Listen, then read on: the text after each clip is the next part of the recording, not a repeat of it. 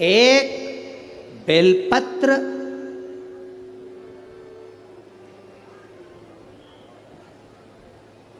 एक पापी के हाथ से छूटकर उड़ गई, महाबलेश्वर के शिवलिंग पर गिर गई, तो उस जीव का कल्याण हो गया। रुद्राक्ष हाथ से गिरा, कैलाश पर पड़ा, नमूची चला गया। गलती क्या कर दी नमूची ने कि रुद्राक्ष को लांग गया। बेलपत्र, रुद्राक्ष, भगवान पे चढ़ा हुआ निर्माल्य लांघा नहीं जाता, उसको लांघना नहीं चाहिए। जिसने शंकर जी के निर्माल्य की विशेषता जानी है उसको एक पत्र आया है, देखिए।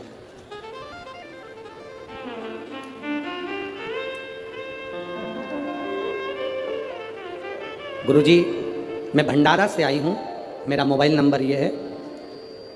मेरी बेटी के आंखों के ऊपर गर्दन के पास 2021 से सफेद दाग हो गए थे। गुरुदेव, आंखों के ऊपर भी सफ़ेद दाग हो गए, गर्दन के पास भी सफ़ेद दाग हो गए। डॉक्टरों के हिसाब से तो इलाज चल रहा था, पर डॉक्टरों ने कहा कि थोड़ा समय लगेगा, पर धीरे धीरे वो सफ़ेद दाग की बीमारी बढ़ती जा रही थी। गुरुदेव, अब करें तो करें क्या? बेटी की ज़िंदगी है, अगर उसको ये सफ़ेद दाग की बीमारी हो गई तो फिर शादी ब्याह कैसे होगा? गुरुदेव, एक सामान बेचने वाली हमारे दरवाजे पर आई। उसने मुझसे कहा, तुम्हारी बेटी की आंख के नीचे सफ़ेद दाग हो रहे हैं, गले पर सफ़ेद दाग हो रहे हैं, तुम पशुपति व्रत क्यों नहीं करती? शंकर जी के मंदिर में तुम्हारी बेटी से कहो कि झाड़ू लगाए, पोछा लगाए, शंकर जी का मंदिर पूरा साफ हो जाए, शंकर जी की जो जलाधारी है जहाँ से पानी बहता है उसका जल शरीर पर लगाना चालू करे। सामान बेचने वाली हमारे दरवाजे पर सामान बेचने आई थी और वो ये कहकर चली गई। मैंने अपनी बेटी से कहा, तो पास में शंकर का मंदिर है, जाकर झाड़ू पोछा करा कर। मम्मी, क्या होगा, वहाँ जो जल चढ़ता है उसको अपनी जगह पर लगा। गुरुजी, आपकी कथा सुनी थी, आपने कथा में कहा था कि पूर्णिमा के दिन गाय जब अपने बछड़े को दूध पिलाए, उस दूध को पीते समय बछड़े के मुख में जो फेन आए, उस फेन को चम्मच में निकाल लो और जहाँ सफ़ेद चर्म पड़ी है उस जगह पर लगाओ और थोड़ा सा बैठो चंद्र की रोशनी में। हमने वो करना प्रारंभ करा। एक बार में तो बेटी ठीक नहीं हुई, पर दूसरी बार फिर करा। दूसरी पूर्णिमा आई, पशुपति व्रत करते रहे, बेटी मंदिर में सेवा करती रही। गुरुदेव, आज हम यहाँ नमन करने आए हैं। मेरी बेटी का पूरा सफ़ेद जो चमड़ी थी वो अपनी चमड़ी के रंग में आ गई। हम यहाँ प्रणाम करने आए। कहीं बैठी हो तो हाथ हिला सकती है, अगर कहीं बैठी हो तो अपना हाथ हिला सकती है। इसने एक लाइन बहुत अच्छी लिखी है भजन की, तेरे दरबार की बाबा निराली शान देखी, तुझे देते नहीं देखा पर झोली भरी देखी है। ये शिव है ओ गणी। अकाल मृत्यु वो मरे जो काम करे चंडाल, काल उसका क्या बिगाड़े जो भक्त हो मां। जो शिव का उपासक होता है उसको क्या भय, क्या भय? शंकर की आराधना करने वाले को क्या भय होगा? शिव उपासना करने वाले को क्या भय? नमुची एक रुद्राक्ष को लांग कर चले गए। आपसे भी निवेदन है, कभी मौका लग जाए, तुम्हारे नजदीक में कोई शिवालय हो, शंकर का मंदिर हो, जहां तुम जल चढ़ाने जाते हो, कभी कभी मौका लग जाए, तुम्हारी जिंदगी में अगर तुम्हारे को मौका लगे और तुम्हारे जीवन में कष्ट बहुत हो, तो उस मंदिर में थोड़ी सी सफाई करना प्रारंभ करो। थोड़ा निर्माल्य लेकर उसका विसर्जन, जल में नहीं, कहीं खड्डा खोद कर निर्माल्य को डालना प्रारंभ करो। नदी, तालाब, बावड़ी, कुआं, इसको स्वच्छ करो। हम लोग भगवान के विसर्जन का सामान सब नदी में डाल देते हैं, नदी का पानी दूषित हो जाता है, जल स्तर नीचे गिरता जाता है, पानी पृथ्वी में बचा नहीं। उस जल को हमें बचाना है। तुम्हारे घर में भभूति निकले, बेल निकले, नारियल निकले, फूल निकले, पत्ती निकले, निर्माल्य की जो सामग्री निकलती है, मंदिर का जो निर्माल्य निकलता है, उसको पानी में डालना बंद कर दो। नदी, नाले में, सरोवर में, कुएं में, बावड़ी में डालना बंद कर दो। उस निर्माल्य की सामग्री को एक खड्डा खोदो, उसमें डालना प्रारंभ करो, जिससे उससे खाद बने।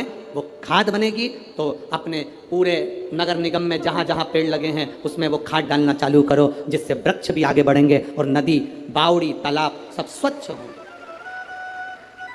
कई लोगों ने निर्माल्य विसर्जन के रथ चालू करे हैं, यहाँ पर भी अगर किसी ने करे हैं तो उनको बहुत बहुत साधुवाद है, उनको धन्यवाद है, करना चाहिए। निर्माल्य, मंदिर का चढ़ा हुआ फूल पत्ती है सब पानी में नहीं डलना चाहिए, उसको एक खड्डे में डालो जिससे नदी शुद्ध हो, तालाब शुद्ध हो, बावड़ी शुद्ध हो, जल स्तर बढ़े। पानी कम हो रहा है, पृथ्वी सूखी हो रही है, जल को बढ़ाना हमारा कार्य है। जल है तो कल है, जल नहीं होगा तो हमारा कल भी नहीं होगा। तो जल को सुरक्षित रखना हमारी जवाब, पानी को सुरक्षित रखना। शिव कथा कह रही है, नमूची ने केवल रुद्राक्ष को लांग गया नमूची, और रुद्राक्ष को नमूची लांगा। जैसे ही रुद्राक्ष को नमूची लांगा, लांगते से भगवान का अपमान कर कर निकल गया। कहीं बेलपत्र पड़ी हुई मिल जाए, हम यहाँ से नीचे उतरते हैं, कोई बेलपत्र पड़ी हुई मिल जाती है तो हम हमारे बच्चों को कह देते हैं ये बेलपत्र पड़ी है, इसको उठाओ, किसी का लात नहीं लगना चाहिए, कोई लांग ना जाए, कोई इसको इधर उधर ना पटके। किसी भी देवता पर चढ़ी हुई माला, विष्णु पुराण में लिखा है, दुर्वासा बाबा की गले की माला इंद्र को मिली, इंद्र ने ऐरावत को दी, ऐरावत ने वो माला अपनी सूंड में भरकर फेंकते हुए चला, जमीन पर फूल गिरते हुए गए। भगवान तभी क्रोध में आ गए और उसी समय पर दुर्वासा बाबा का श्राप।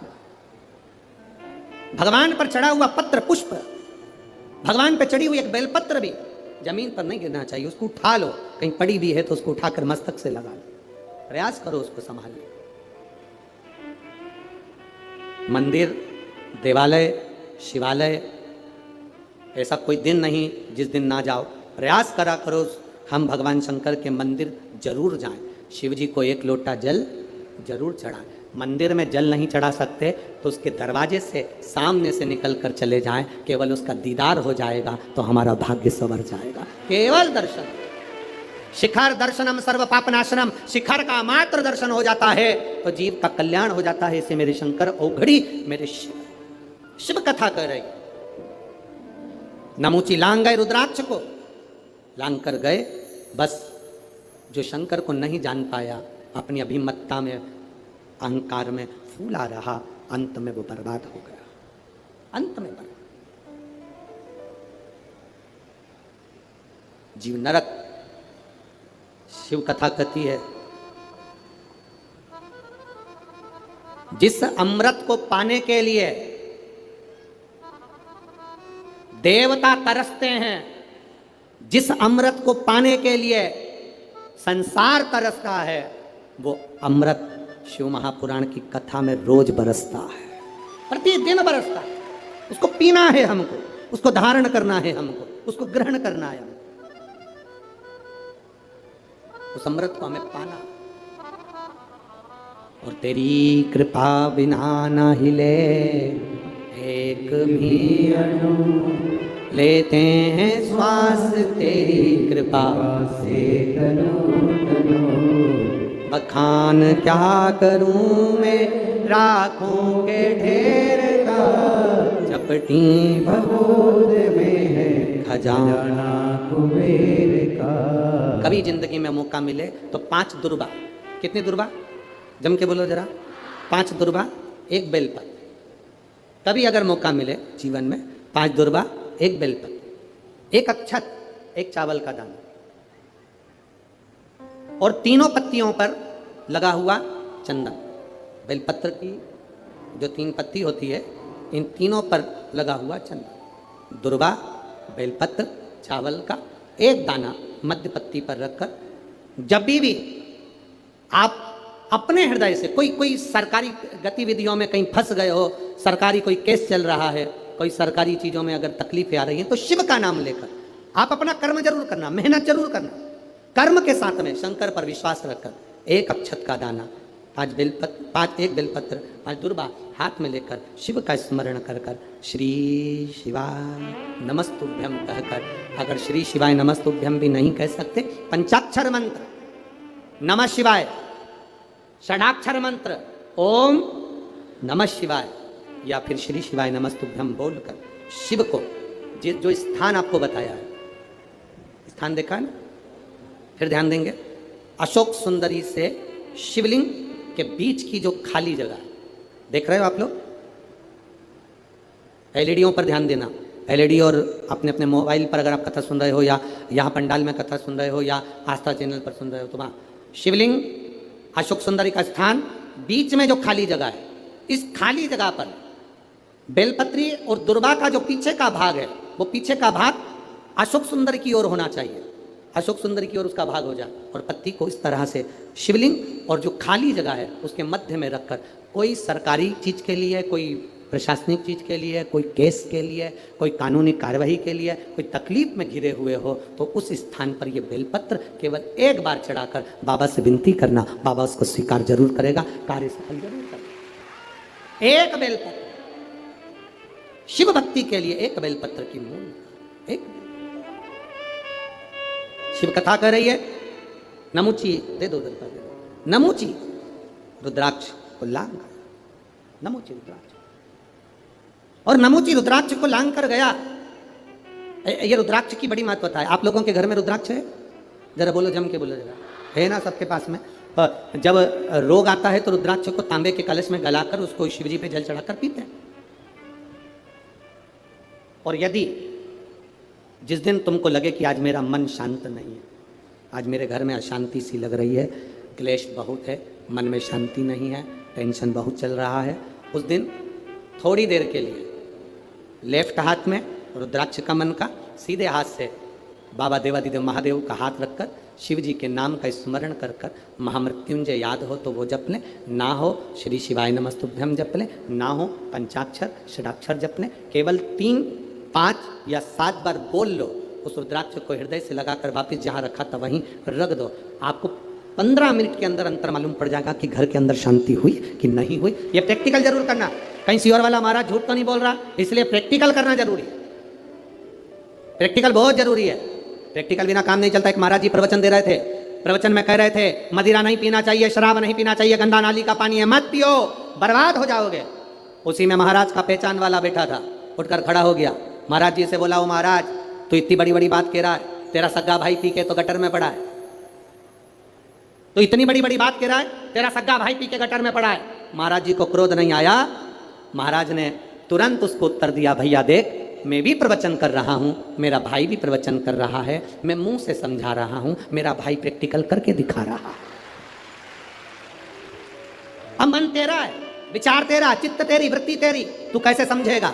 मुख से समझ जाए तो अच्छा, नहीं तो मेरे भाई को देख ले जो गटर में पड़ा है, उसको देखकर समझ। अरे मत बुरे कर्म कर बंदे वरना पछताएगा, भगवान की आंखों से तू बच नहीं पाएगा, तू बच नहीं पाएगा। अरे ओ अज्ञानी मत कर नादानी, अरे ओ अज्ञानी